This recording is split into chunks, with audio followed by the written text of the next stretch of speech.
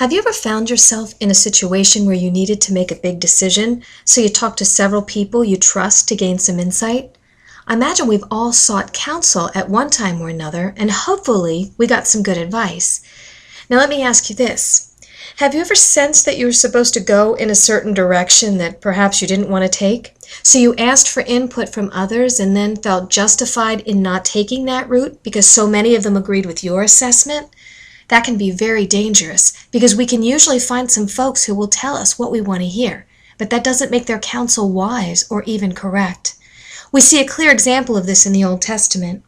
Ahab, king of Israel, wanted Jehoshaphat, king of Judah, to go to war with him. Since both men represented portions of the Jewish nation, it seemed to make sense for them to battle side by side, but before committing to it, Jehoshaphat wanted to ask the Lord. Ahab rounded up 400 prophets who boldly proclaimed they would be victorious. Jehoshaphat asked if there was a prophet of the Lord that they could consult, because he truly wanted to know what God had to say about it. This was Ahab's response, as recorded in 2 Chronicles 18:7. There is still one man through whom we can inquire of the Lord, but I hate him because he never prophesies anything good about me, but always bad. King Ahab would rather hear hundreds confirm what he wanted to do rather than gain godly insight from one individual.